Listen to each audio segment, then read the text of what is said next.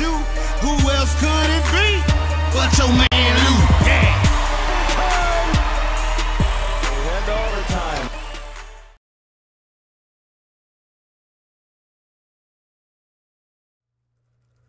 Who else could it be but me, your man, Louie T? Welcome to Monday Night Football Overtime.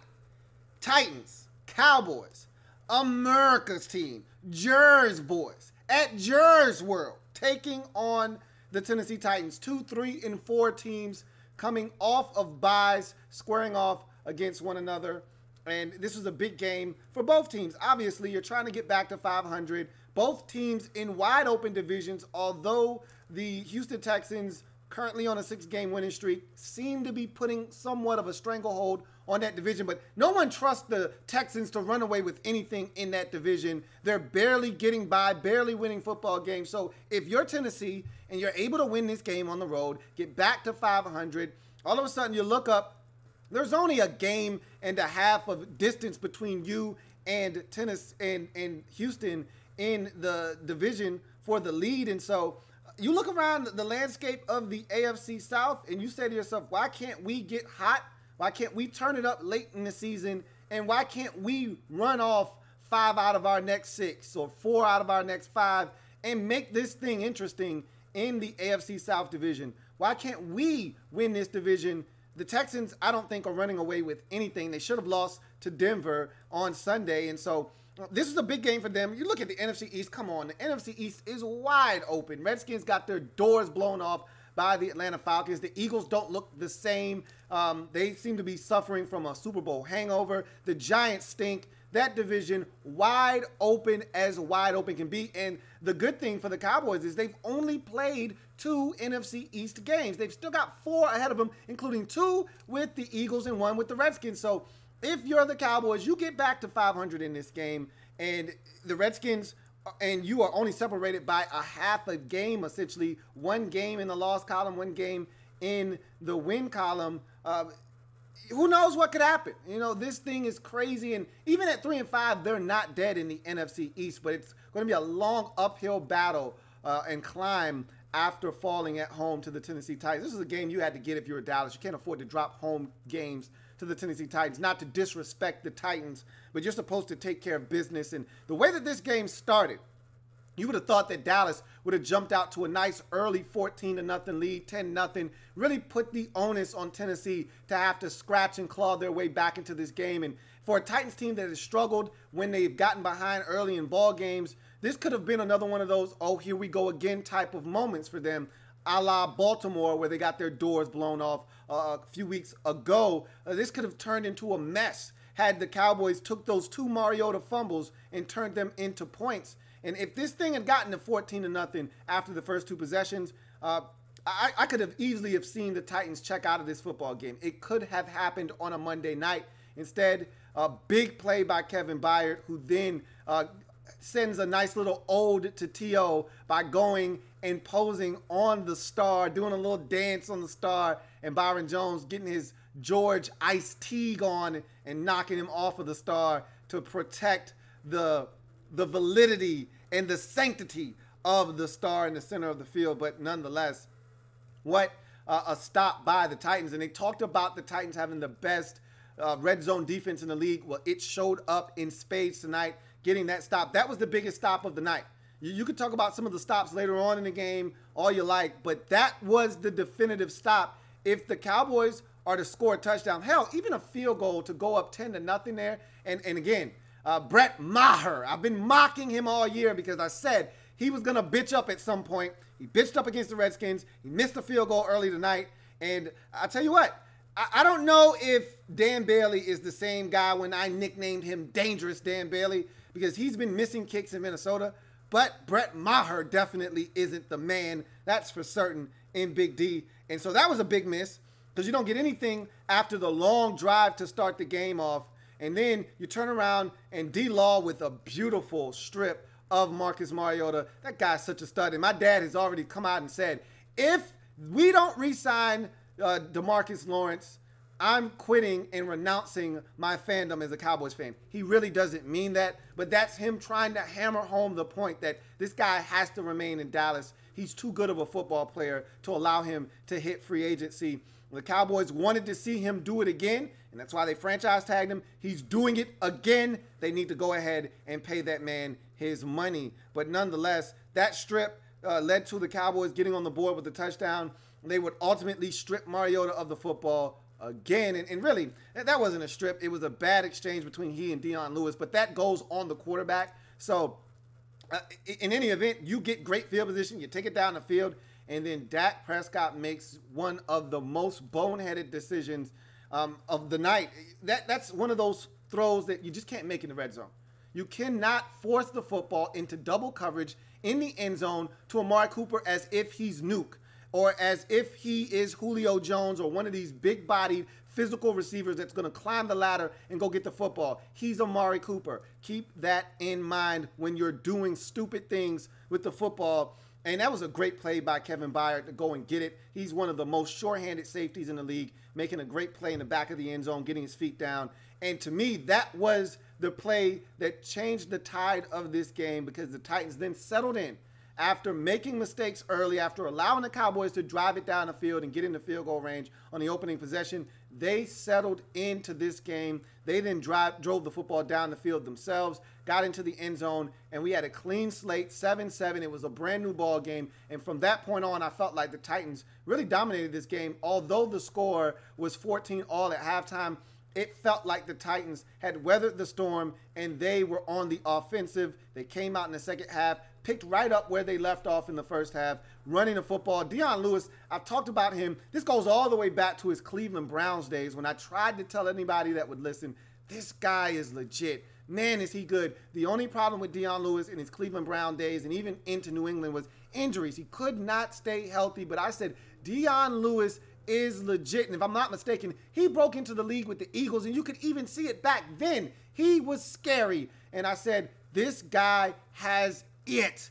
And if he is able to stay healthy, he's going to be a problem in this league. And he's finally getting an opportunity with a clean bill of health in Tennessee. They rewarded him with a deal, and he's showing why he's now the guy. I mean, I talked about this on Lockdown coverage last week or 2 weeks ago about how they're slowly phasing Derrick Henry out of this offense. It's more and more becoming the Dion Lewis show in that backfield. And remember, this was supposed to be the changing of the guards year, where we're going to see DeMarco Murray pass the torch to Derrick Henry, and it was supposed to be his backfield.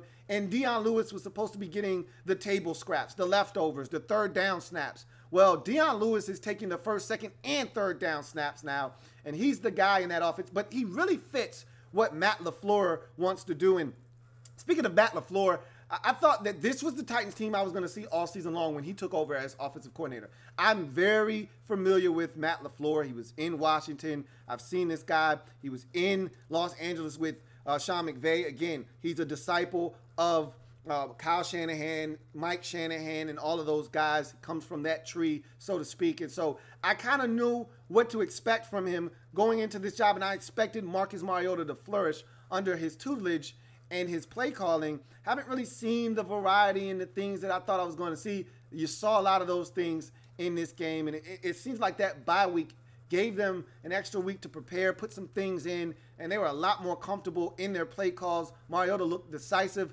I waffle back and forth with Marcus Mariota all the time. I tell you guys this as much, that at 1 week I look at Mariota and I'm like, he can do it. He can be a franchise guy. The next week I say, this is why I can't get on board with Marcus Mariota. And you saw it at times in this game. You saw the good, the bad, and the ugly with Marcus Mariota in this game. The good, how about that play? Really the good all night long was him staying in the pocket and delivering the football on time. He was in rhythm. The back foot hit the ground. Ball came out. He made accurate throws to the sidelines. He just looked like a guy that was decisive and knew what he wanted to do with the football. The bad, the decision to turn down Jonnu Smith on the route out of the backfield, as they showed you on the telecast, he throws it over the middle and forces it to a receiver that's covered instead of Jonnu Smith one-on-one with the linebacker that he smokes off the line of scrimmage, and that's a walk-in touchdown. And Mariota predetermined where he wanted to go with the football, didn't read the field, didn't read the play out, and see where he had the mismatch and go there with the football. And then the ugly, this is how you lose games in this league. That missed throw to Corey Davis in the end zone, up 21-14, with a chance to put this game on ice, go up 2 scores against a lethargic Cowboys offense that can't score. You go up 28-14 there with about 7 minutes to go. Game over, game, set, match. You can drive home safely. You've got this one in the bag on the road in a decisive win on Monday Night Football. Instead, he panics, he misses an wide open receiver. The very next play, your kicker, who doesn't miss from inside of 40, bangs one off the upright, and still it's a 1-score game with the Cowboys having an opportunity to score to tie the game up. You can't miss that throw, and that's why I always have hesitation and pause with Marcus Mariota. But that being said, he was outstanding tonight. Stands for that one throw and that one decision. How about the throw over the middle? I've said this a million times. You can go back and watch any video or listen to any podcast in which I talk about the Tennessee Titans. I've said nobody throws a better football over the middle of the field than Marcus Mariota. You've heard me say that a million times. You showed it again. How about that throw in that cover 2 hole between the safeties over the linebacker? Had to be in the perfect spot for Jennings to not only catch it,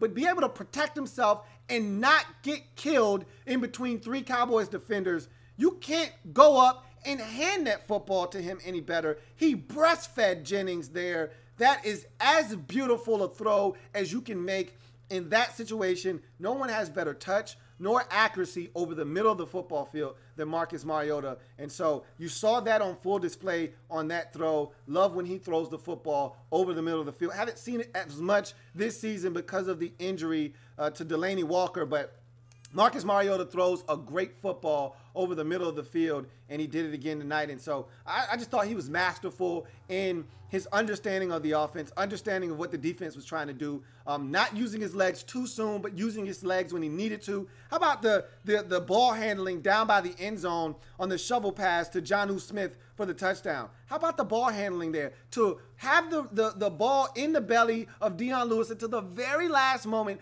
to pull in that defender and then flicker the wrist to Jonnu Smith to get the walk-in touchdown on the shovel pass? It's a thing of beauty. I just thought the Titans offensively looked sharp tonight. They out-executed what I still believe is a damn good Cowboys defense. They made them look pedestrian, and I watched my Redskins get gashed on 3rd downs on Sunday against the Atlanta Falcons. Well, I watched a very good Cowboys defense that I think is equally as good as the Redskins defense, maybe even better because I think they can get better pass rush on the quarterback. I watched them get gutted on 3rd downs. And so I saw some teams defensively that I think are really good struggle in week number 9, especially on 3rd downs. 3rd downs are the money down in this league. You can't get off the field on 3rd down. You're not going to win most weeks in this league. The Titans were, 10 of 13, 11 of 14 on 3rd downs. I think it was 11 of 14 after Mariota had that last scramble at the end of the game. That is atrocious. That's going to lose you football games. That's not the identity of this Cowboys defense, but yet that's how good the Titans were. They did a great job of staying in 3rd and manageable early in the game. A lot of 3rd and longs. They still converted. And even some of the 3rd and longs later, Dion Lewis screen to pick up a 3rd down. A throw to Batson on a screen on a 3rd down and long in the 3rd quarter that led to a touchdown drive. So they did a lot of good things, mixing up play calling, keeping the Cowboys off balance. I thought they did an excellent job of really keeping the Cowboys guessing all night long on the offensive side. And let's talk about this Titans defense, because I had my doubts about them this season. There have been times where they've looked outstanding. Even in some of their losses this season, they've still looked good in those games. I thought that they looked good in this game defensively, and I thought they did a great job of keeping Dak Prescott in the pocket, not allowing him to escape avenues like Jacksonville did earlier in the season when he had a damn field day running all over the field. They kept him enclosed in the pocket, and even when he tried to escape, there was always a defender with speed able to track him to the sidelines force him out of bounds. He was never comfortable in this game. And I already told you, Dak does not read the field well. And it's a farce if you're the Cowboys that Cole Beasley, who I still think is one of the best slot receivers in all of football, doesn't have a target until the fourth quarter on one of your final drives of the game. That is just downright stupid and bad play calling, or maybe it's just bad on the part of Dak Prescott. Whatever the case may be, Cole Beasley needs more targets, more touches. He needs to be a more influential part of this offense. Amari Cooper looks like he's going to be a nice addition to their football team. But again, to me, he's Amari Cooper. He doesn't really move the needle all that much for me. And so I think that, again, there's a bottleneck effect here when you're dealing with Amari Cooper because he's only as good as the quarterback that's delivering the football. And I still think that Dak Prescott, not that good of a quarterback. So I still think there are going to be some deficiencies offensively. And it's starting to impact Zeke Elliott now. You're starting to see his numbers. Remember, there was a time when it didn't matter what the hell Zeke was doing at quarterback. It didn't matter what the hell was going on around him. Zeke was still running for $120 and 2 scores, and the Dallas Cowboys were still running the football. Now, teams are daring the Cowboys to throw it. They're putting 8 in the box, sometimes 9 in the box. They're daring the Cowboys to throw it. They don't respect the Cowboys' speed down the field. They're pressing them at the line of scrimmage. They're condensing the field, and they're getting to Zeke Elliott in the backfield before he can get going. 17 carries for 67 yards. Not a bad day, but that's not a Zeke Elliott-esque day. That's not the type of day that we're accustomed to seeing him have, seeing him dominate. When they win, he is usually the driving force behind their offense. When they lose, teams usually shut him down, keep him relatively quiet, and force Dak Prescott to beat them. He's usually incapable of doing that, and that's why the Cowboys right now sit at 3-5. And so the jury's out on the Cowboys. The blueprint for beating the Dallas Cowboys is simple. You stop Zeke Elliott, and you force number 4 to beat you. And if he does, you tip your cap to him. But you restrict the field by coming up to the line of scrimmage. You play everything tight. You don't allow them to have any big plays. They don't have a lot of speed with Tavon Austin out of the lineup. So really no one there that's threatening you vertically. You can get up. You can press. You can be aggressive at the line of scrimmage. You can come after Dak Prescott if you like. Because even if they catch the football, they don't have a lot of guys that get yakking yards after the catch. Nobody scares you with electric, dynamic playmaking ability after they get the football in their hands outside of Zeke Elliott. So again, once you limit him and his touches and his ability to hurt you, whether it's the screen game or the run game, you feel like you've got a chance to really shut down and bring to a screeching halt this Cowboys offense. And that's what the Titans did tonight. Give them credit. They went after Zeke Elliott. They forced Dak Prescott into some third down situations. He wasn't able to read the field well. And give Dean Pease, their defensive coordinator, some credit. He was run out of Baltimore, didn't do a good enough job there. He comes on over to Tennessee, and right now he's mixing and matching a lot of his parts. And I like the stuff that they have in Tennessee. I talked about that during the draft when they drafted the linebacker out of Alabama, and I said they've got a lot of mixed and matched parts. I thought one of the better gets in the second round was that of Harold Landry. You saw him get a sack tonight. And so I said they got a lot of stuff on that defense. Really love what they're doing in their secondary. And so they're the New England Patriots of the South. It's what they do. And I trust Mike Vrabel a lot more than I do Matt Patricia in Detroit. I think he's going to figure it out in Tennessee. He's gonna make them a good football team before it's all said and done. I don't trust Matt Patricia to do anything in Detroit. And you see a lot of the influences of New England rubbing off on this team.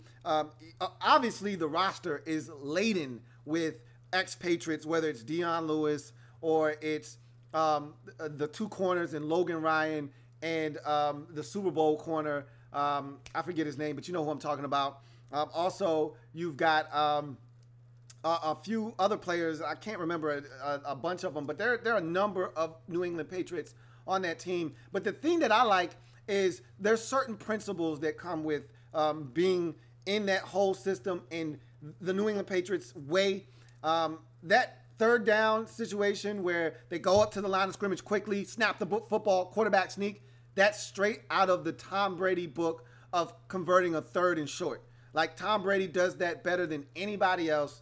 And you see Marcus Mariota doing that as well. And so there's a lot to like with the Tennessee Titans. They've had some bad showings this year. They've had some really good showings. That's why they're 4-4. They've been average this year. If they can play more games like they played tonight, they're going to be a team that at the end of the season will be in the mix, whether we're talking AFC South Division crown or we're talking AFC wild card. They'll be in the mix if they can play like this, and minus the mistakes and the turnovers and the missed field goals and things of that nature. They can take that out of the equation. Mariota can't miss Corey Davis open in the end zone. If you can take some of the mistakes, though, and keep all of the good things that you've done tonight, look out for the Tennessee Titans moving forward in the AFC South and in the conference overall. For the Cowboys, again, the defense, this is what happens. They're much like the Redskins, okay? They're not unlike the Redskins or the Jaguars or some of these other teams that rely very heavily on a run game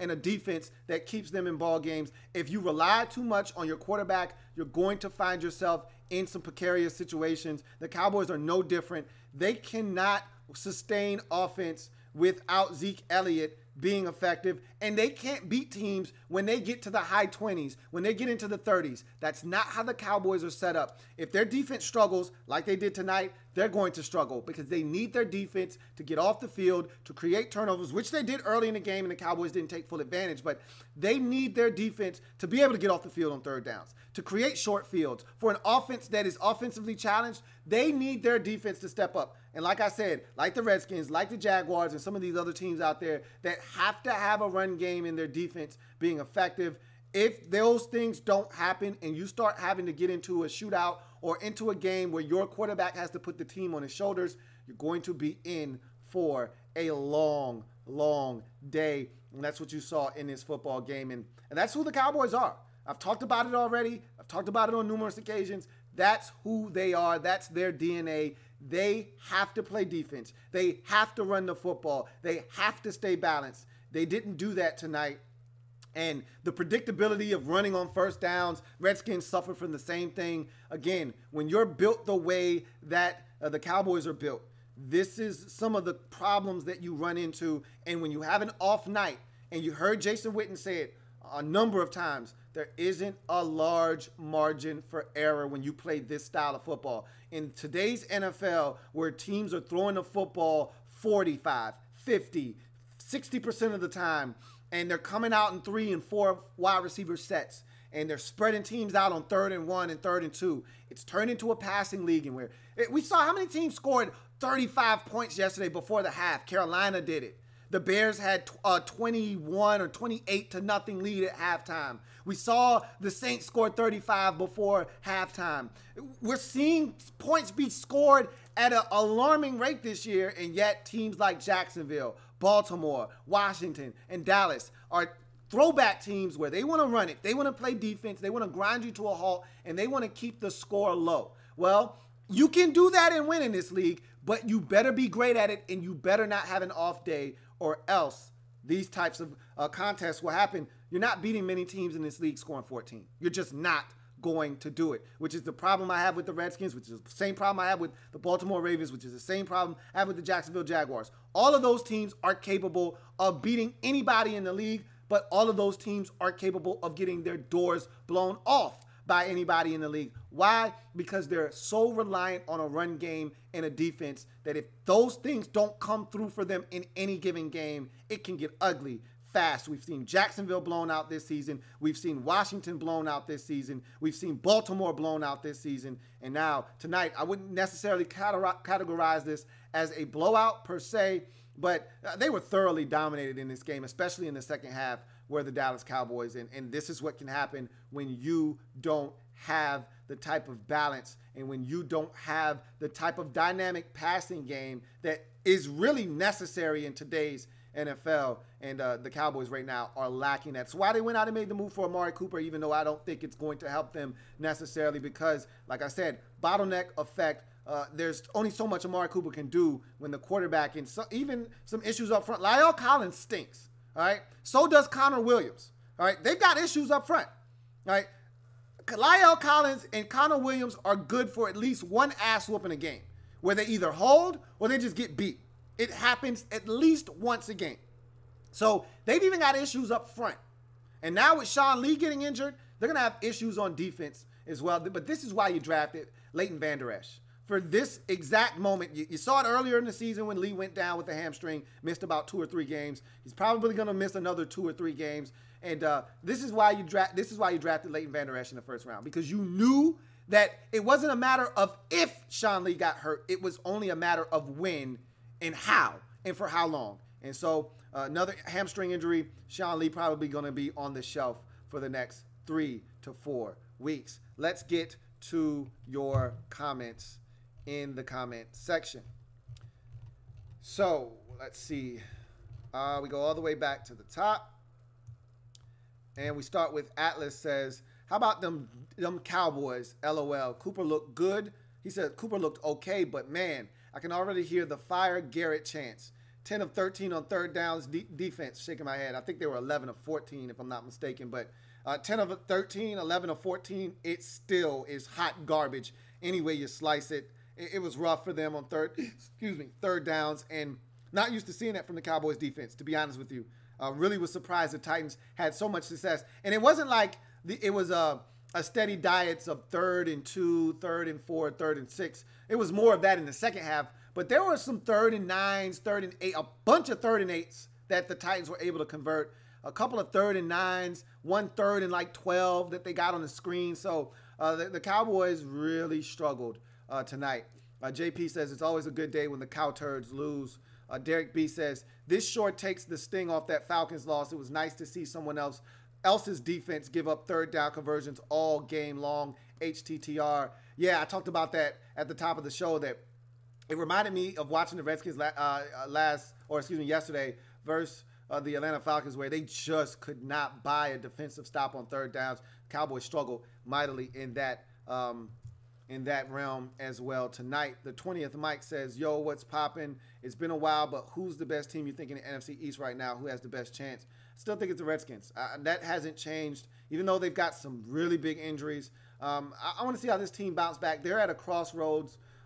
They got a crossroads game versus the Tampa Bay Buccaneers in Week 10. If they don't win that game, then I think the onus then shifts to Sunday night, where it's Cowboys and Eagles. And if the Eagles want to reassume control of this division, if the Redskins fall at Tampa, they've got a great opportunity at home versus Dallas on Sunday Night Football to do exactly that. A loss by the Redskins coupled by a win by the Eagles would put them in a first-place tie with the Redskins. And so then my focus would shift to then the Eagles. I still think the Eagles have a really good shot at winning the entire division, but I still am rolling with the Redskins right now because I think they play the best defense in the division. They still can run the football until otherwise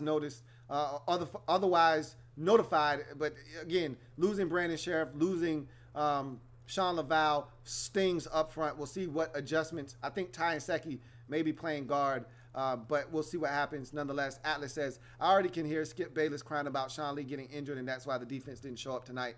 JP says, in all seriousness, Jason Garrett is in some trouble. If they lose their next 2 or 3 games, I think Garrett could get the pink slip before the season ends. I don't think that's the case. He's not getting fired during the season. I could see Jerry finally deciding to move on from him after the season if this thing goes south. Let's say the Cowboys end up 6-10, 7-9. Yeah, Jason Garrett probably will be done this season, but it's not going to happen in the season. I don't see that being the case. Unless it really gets out of control, they lose their next 6 games in a row. He's lost the locker room and they're not outperforming and not giving their all. Then maybe you'll see a situation where they decide to move on from him. I just don't see that being the case right now.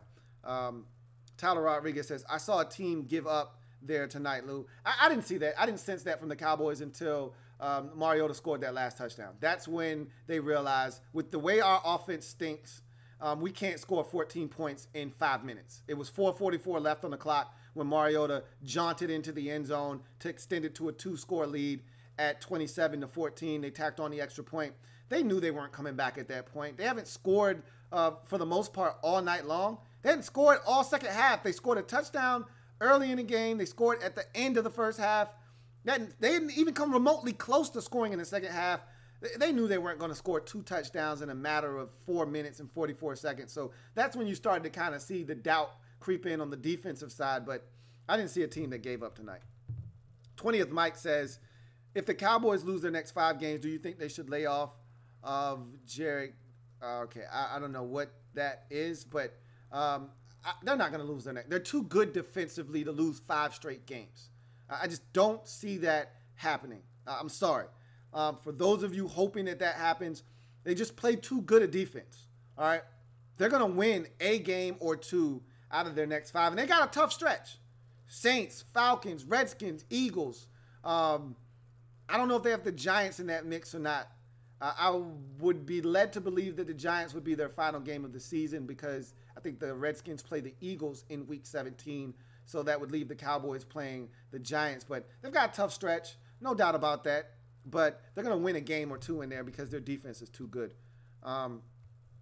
JP says, I saw Jalen Smith balling out there tonight. After what he went through at Notre Dame with the injury, I'm glad he's healthy again. I talked about Jalen Smith all preseason long and how good he looked in the preseason, and he's continued that into the regular season.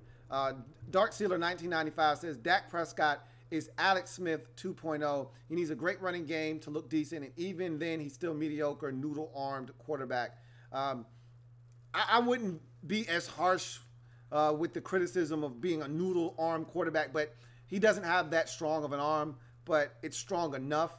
But bottom line is, yes, he's an Alex Smith-esque quarterback. He's a Teddy Bridgewater type, a guy that is a game manager, a guy that needs a strong running game, that needs a defense. He can make some throws, but for the most part, it needs to come easier for him. He can't make the tough decisions. He can't dissect the defense. He can't get through his second and third progressions quickly and get to the check down and make some smart decisions with the football. He's still young too, but I'm not making any excuses for him. I think we know who Dak Prescott is as a quarterback, and you can win with a guy like that, but you just got to have the components that I've referenced already. They got to have a strong run game, which they've had in the past, which is why they went 13-3 in his rookie season, because Dak was good. He took care of the football. He made plays when they were there to be made. They converted on third downs with Witten and Beasley, and then they had Des Bryant also there as well that scared defenses, and you had to respect him. Now you fast forward to 2018, teams are keying in on Zeke. Zeke was outstanding in 2016 as a rookie, so was Dak. There's no more Witten, which I knew they were going to be hurting with that, especially on third downs. They're not getting the ball to Beasley enough, and he's winning a lot of times, and he's just not getting the rock. And then you got a situation where there is no one receiver that scares you. Even a lot of the Cowboys fans miss me with he missed a step in reference to Des Bryant. Yeah, he missed a step, whatever. He never had a step to give. He was never that fast to begin with. He was never a great route runner to begin with. He was never any of those things. He was at his best with Tony Romo when Tony would say, hey, big boy, go up and get it. Dak Prescott's not comfortable throwing the football up in a 50-50 situation and say, hey, big boy, go up and get it. And that's where Des Bryant's decline began. You can sit here and try to explain to me that he wasn't doing this anymore and he wasn't doing that anymore. If Tony Romo was still the quarterback in Dallas, Des Bryant would still be on the Dallas Cowboys roster right now because Tony Romo knew how to get Des Bryant the football. End of discussion. Mandalorian Legion says, I'm glad the Cowboys lost, but can you guys do us a favor and beat the Eagles next week? That would be huge if you guys could just beat the hell out of each other. Beat the Eagles next week. Both of you leave that game at 4-5. Meanwhile, hopefully the Redskins take care of business versus the Bucks, and all would be right with the world. That would be the best case scenario next week, but I would not hold my breath. Enrique Valencia says, happy for my boy Double M. He needed this game. Marcus Mariota definitely needed this game. This was one of his better performances of the season. This and the Eagles win in overtime were two gutsy performances by him. But I still have my reservations about Marcus Mariota. I need to see this on a consistent basis. He'll do this week, and then next week he'll be a deer in headlights versus the Patriots. They'll lose 38-13, and I'll feel the same way I felt watching him against Baltimore, that this guy may not be the right man for the job. So hopefully I hope he's turning a corner. That's what I'm hoping for him. Ali Saad says, still mad at my Raiders for not drafting Harold Landry, but catch a W. He said, but still catch a dub, but the Cowboys losing, and Cooper gave up on that last play like he always does with the Raiders. Look, Amari Cooper is a guy that I already said. He's one of those guys that he could have 8 catches for 131 yards and 2 touches, or he could have 2 catches for 7 yards and not be a factor in the game. You don't know what Amari Cooper is going to show up from week to week. And it's hard to rely on a guy when you don't know what Amari Cooper is showing up at the stadium this week. The Amari Cooper that wants to go out and prove he's one of the better receivers in the league, or the Amari Cooper that wishes he was somewhere on a beach in Cabo relaxing and just shooting the breeze. Like, Amari Cooper is a soft-spoken guy. I don't think that I can't sit here and say he doesn't love football. I won't make that statement because I don't know him. I just know that he didn't have the fire that some of these other guys have, and that's okay. That's okay. Not everybody's that fiery, rah-rah guy, and he puts up numbers. But again, he's like T.Y. Hilton, and those guys I just don't trust. T.Y. can get you for $5 and $165 in 2 scores, including a 78-yard touchdown and a 49-yard touchdown. But T.Y. can also get you for 1 catch, 7 yards. And you're like, where the hell is T.Y. Hilton at? That's T.Y. Hilton. That's the same thing you can say about Amari Cooper. John Perez says that Cowboys offensive line is playing like some shit. Collins has been struggling with penalties all season, not to mention they really miss Travis Frederick. I didn't realize how much of an impact Frederick's loss was going to have on this offensive line, but it's been massive. They've been a little soft up the middle, and Frederick is one of the best centers in all of football. They truly miss his leadership. They miss his brute physicality, and they also miss his athleticism. He's one of the better athletes at the center position in this league as well. They really have missed Travis Frederick for sure. Emperor Meat says, love seeing the punk-ass Cowboys and their fans hold this huge L. Also, Kevin Byard reenacting T.O. celebration made my week. Hashtag, how about them Cowboys? Yeah, I love Kevin Byard, man. That guy's such a baller. And, yeah, him going to the star at midfield and reenacting that T.O. That's the second reboot celebration we've seen this week. That was awesome. You know, you get the T.O. reboot here in this game. You get the Joe Horn reboot in the New Orleans Rams game with Michael Thomas and the cell phone. So some nice reboots on celebrations this week for sure. A lot of FedEx packages going to be sent out on Wednesday as well. Ricky L says, just do it for me one time, Enrique. I'm not messing with you, Rick. Cloud says, looks like the Eagles won the bye week. Time for us to handle business. That you did. This was the best possible scenario that could have played out for you. Redskins lose, Cowboys lose, and you win. You know, so now you got to come off the bye and take care of business. It's there for you. You know, the division is right there for the taking. You got to come off the bye and play much better than you did going into the bye, because right now you still look shaky on both offensive and defensive sides of the football. Dark Sealer 1995 says, this game was the battle of mediocre quarterbacks. The Titans just happened to win with theirs because the Cowboys are the Cowboys and they always collapse. I guess you could say that, even though I think Marcus Mariota has much more upside than that of Dak Prescott, but he's just got to be consistent. That's been his biggest issue, and so we'll see if he can continue that moving forward. Emperor Meat says, also, Rain Dakota Prescott is booty cheeks. I've said this enough, you know, that he is limited as a quarterback. You know, there is only so much that he is able to do for you. There is a glass ceiling on what Dakota can do, and we're going to see if the Cowboys realize that and they go in a different direction via the draft. I really think that they're contemplating doing something at quarterback. It may not be in this year's draft coming up in 2019. Obviously, they don't have a first-round pick now. But I think they're contemplating doing something in the future. I think that they know that internally, Dak Prescott may not be the right man for the job. And I think they're starting to think to themselves, maybe we need to go in another direction. We will see. Maybe they're willing to trade for a quarterback in the offseason. Maybe they're willing to sign a guy. We'll see. I don't think they're going to do anything drastic right now. But it wouldn't shock me that 2 years from now, the Cowboys are in the market for a quarterback as they realize that maybe Dak isn't the guy for the job. Cloud says, no, let the Cowboys sign Dak. They need to let Lawrence go. They're not going to do that. They're going to re-sign DeMarcus Lawrence. I think they realize what the situation is there. Reese says, no matter what happens during the course of an NFL season, no matter what happens, one thing always stays the same: the Cowboys suck. John Perez says, in addition to the terrible play by the Cowturds. I saw a lot of frustrated boy fans and disgusted looks on their faces. They're really starting to run out of patience with Dak, too. My dad is definitely running out of patience with Dak. He blamed that Cowboys loss versus the Redskins on Dak. I'm pretty sure he's blaming a lot of things on Dak, but he's going to also realize that the defense was drugstore cotton soft in this game. This was not one of their better performances defensively. But Dak can't throw that pick. I thought that was a turning point in this game. You can't throw that pick there. Even if you come away with a field goal and go up 10-0, that's huge early in the game. You cannot give it back to the Titans in that spot. And so, my dad probably is at home blaming Dak along with the defense for this loss as well. FBG Tony says, Skins are in deep trouble. Eagles are getting healthy. Cowboys are done. Giants suck. Hopefully Trent can come back quick and fast and in a hurry. Your thoughts, bro? We'll talk about that tomorrow. I don't want to hijack this show talking about Skins stuff. We've got all tomorrow to talk about the Redskins and what we need to do to try to turn things around in Week 10 versus the Bucs. Ron Cole III says, Garrett is on the hot seat after this loss, man. Time to rebuild for Dallas. The O-line is looking atrocious, too. I don't think the O-line is atrocious. I just think they've got more holes on this line than they've had in previous years.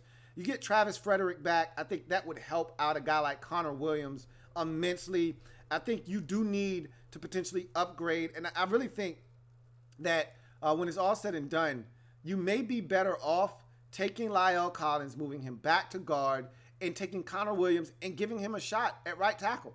If I'm the Cowboys, that one switch may actually do wonders for you because Connor Williams is not a guard. He wasn't a guard in college. Yeah, he's got short arms. We know about the whole spiel about him not being able to play tackle. We'll prove it.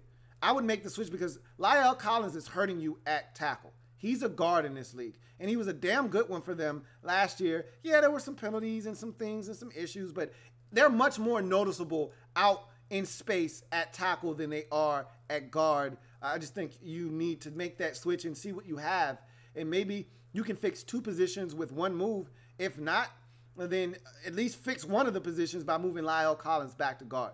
I think that's what the Cowboys need to do, and then maybe you're in the market for another tackle. The 20th Mike says, does this mean the Titans are a dangerous team? I pretty much already expressed that they could be dangerous if they're consistent. Consistency has eluded them this season. They look great against the Eagles. They look horrible against the Ravens. They look great tonight. What are they going to do next week against New England? That's been the problem all season long with the Titans, is can they be consistent? They haven't been able to do so. If they're consistent, they can be dangerous.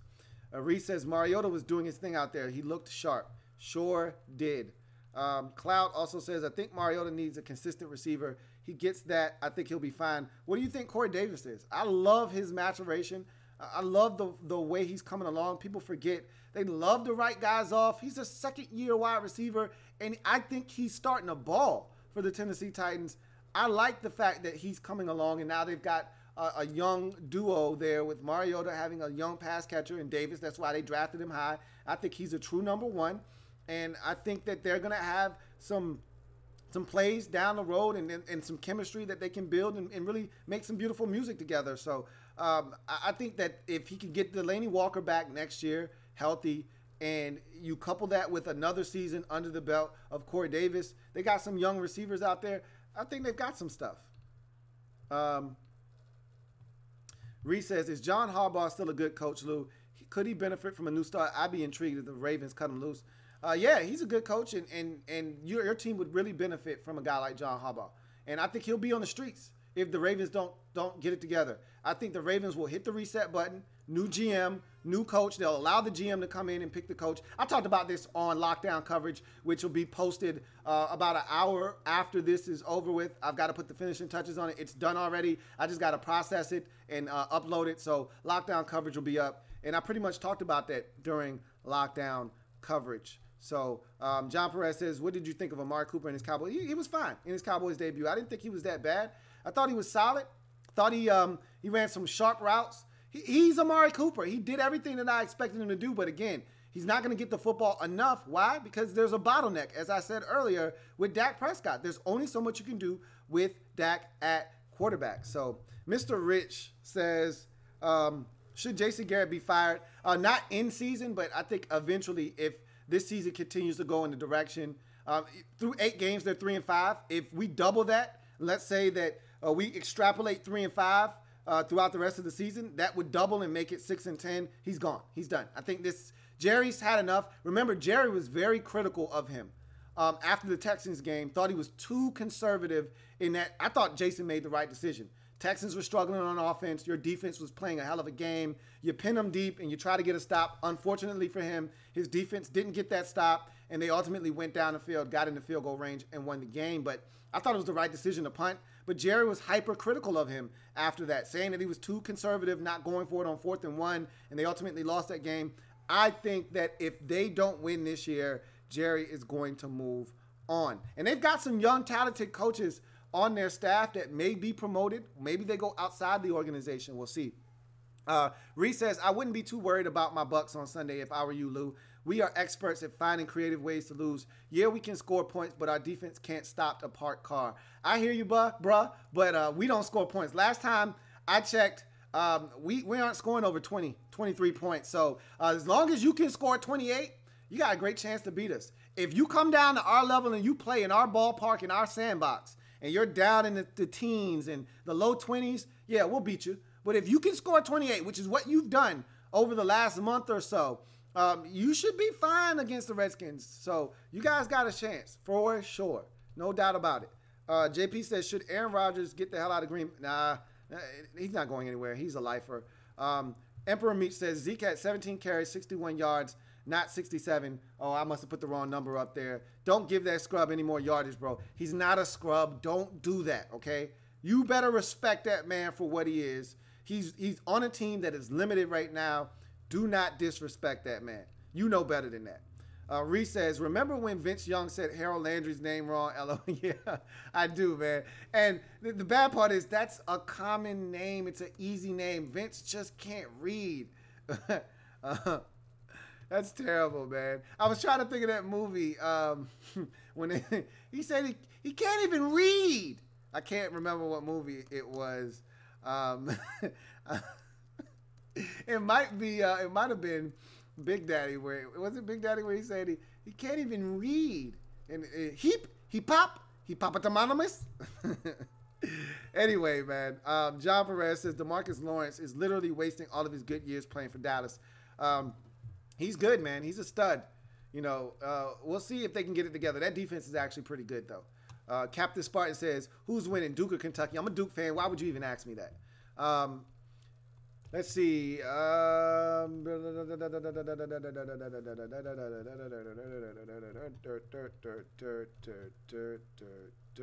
Derek B says, D-Law is about to get that MAC money. Dallas should have signed him early. They had a shot. They asked him to prove it, and he's going to prove it, and they're going to have to pay up. Mr. Richards says, should we fire Jay Gruden? No. Nah, not right now. Again, if the Redskins miss the postseason, it may be time for Jay to go, but right now, nah, I'm not on board with that. And if Jay makes the playoffs, I'm not on board with that. Even though I think there's a limit to what you can do with Jay Gruden as a coach. I've already told you that I'm disappointed in Jay, and I think there's a limit on what Jay can get accomplished. Still, I think that Jay can win this year, and if he does, I think you continue to ride it out with Jay. Cloud says, hate the Cowgirls, but Lyle playing out of position. He's way better at guard, but I love the incompetence of the Dallas coaches. Michael Sachs Jr. says, best team in the NFC right now is the Saints. You saw them beat the Rams. It's 1-2 with them and the Rams. If the Rams are at home, maybe they beat the Saints. If the Rams are playing the Saints on a neutral field, maybe they win.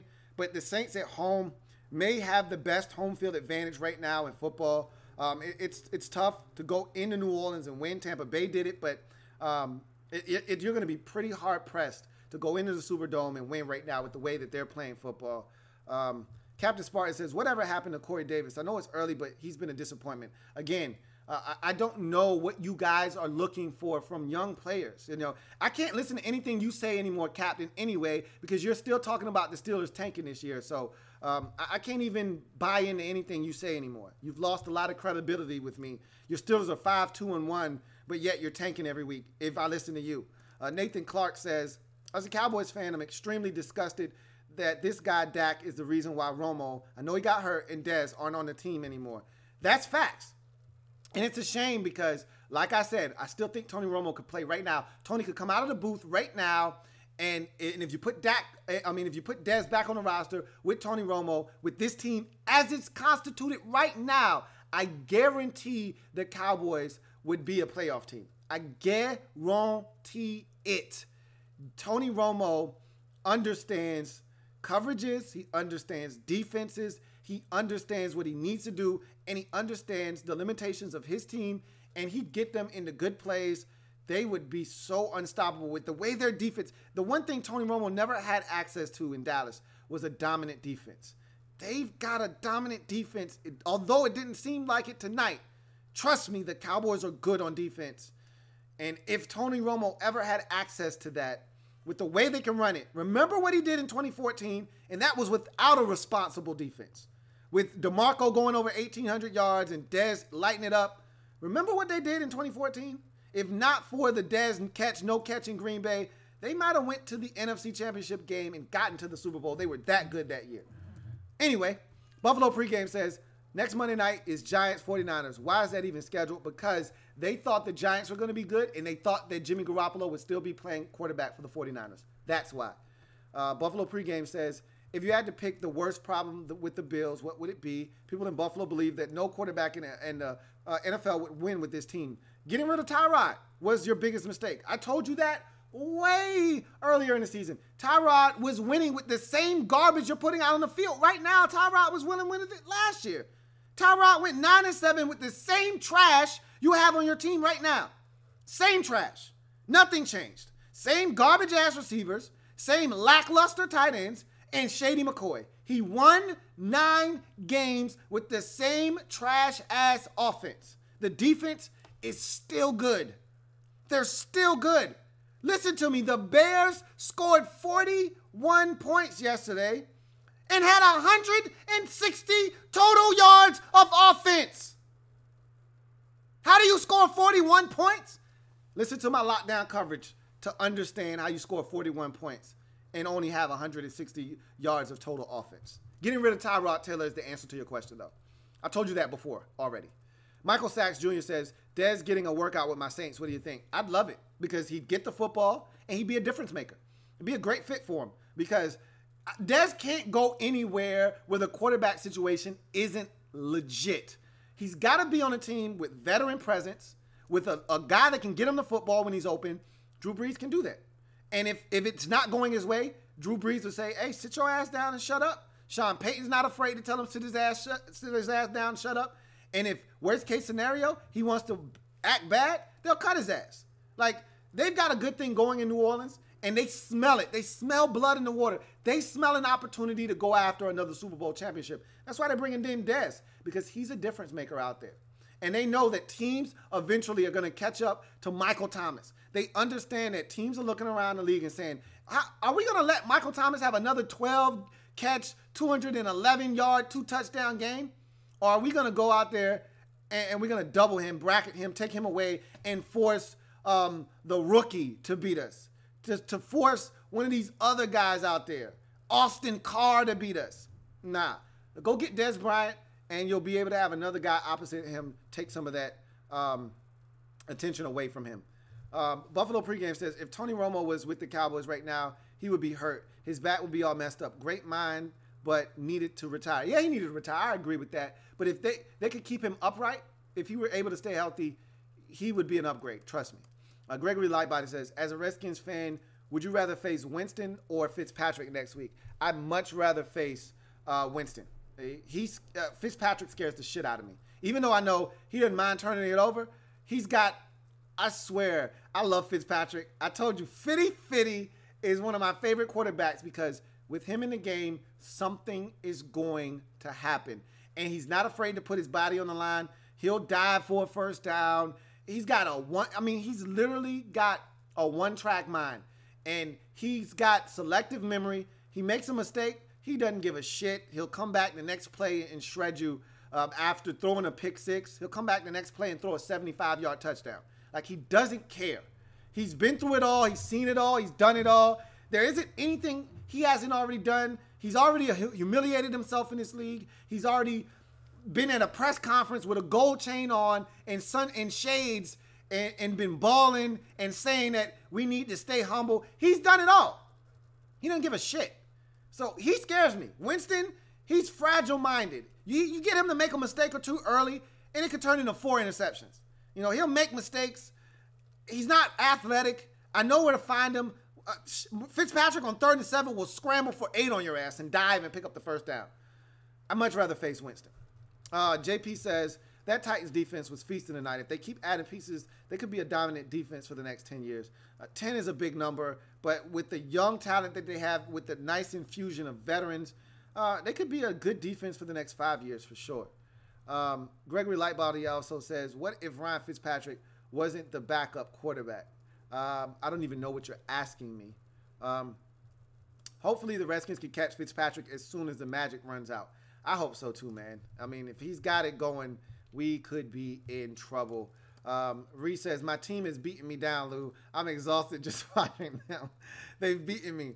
I won't be able to be re-energized until the coach is gone. I feel you, bro. You say that, but a win next week versus the Redskins, and you'll be up. You'll be excited. You'll be, Lou, I feel it. We can make a run. I know you, Ree. You're really beaten down. You're worn down right now, but a win, and it could change everything. Sean Mack says, Connor Williams should be a starting tackle. I've said it from day one, LOL. Sean Mack, your boy stinks, okay? Your boy is funky, and right now, no deodorant freshens him up. You've been selling everybody on Connor Williams, and he's getting his ass whooped like a turnstile right now. Every time I turn around, he's holding somebody, or he's turning around to try to grab somebody because they've just beaten his ass again. Maybe he is a tackle. Like I said earlier in the show, I'd make the switch with him and La'el Collins. But you can't do that right now. That's got to be an end-of-the-season thing. That's got to be after the season's done and into the offseason. That's when you would be able to make that switch. JP says, do you think the Cowboys fans will start coming to... No, they're not going to start coming to the games. We got 3 minutes left. I'm going to start trying to pick off some comments. Let's see. Let's see. Let's see. Cloud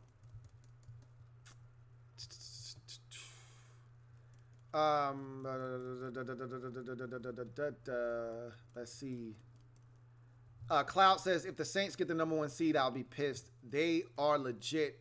If the route to the Super Bowl goes through the Superdome, look out. Let's see. Octavius Brownlee says, even though my Falcons took care of business, your Redskins are a coach away from contending. Hashtag my opinion. That may be the case. That may be the case. Let's see.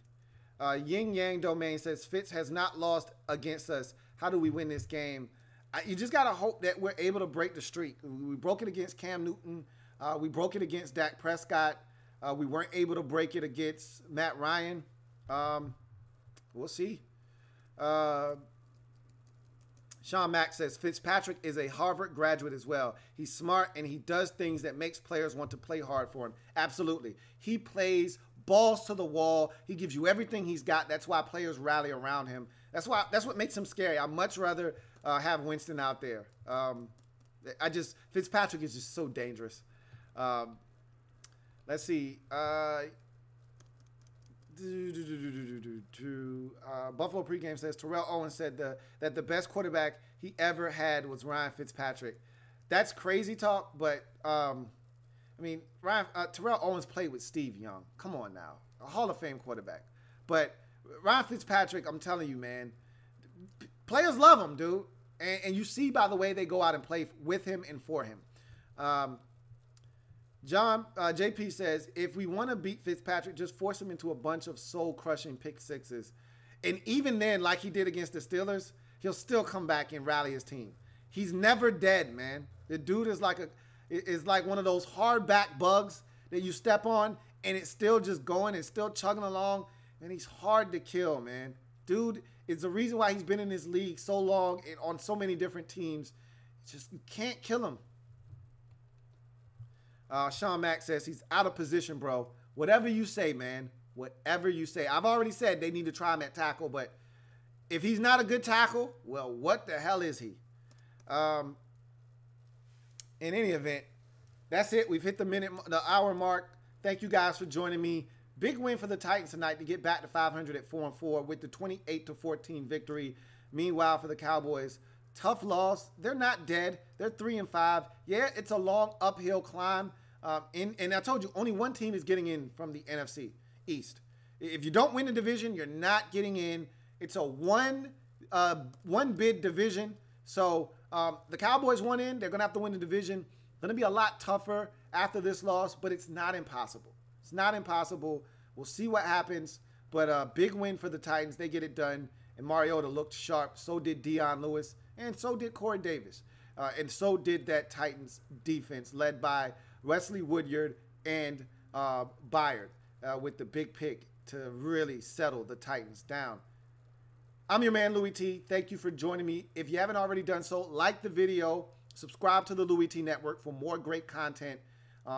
We're changing the game one live video at a time. And remember, if it's not your man T, it's not the best NFL coverage. It could be lockdown coverage coming your way in about an hour. So stay tuned for that. It'll be available on Stitcher, on iTunes, on Google Music Play, and of course the website, louietnetwork.net. I'll see you guys a little bit later on in the week. Have a good one. Take care. And once again, thank you for joining me.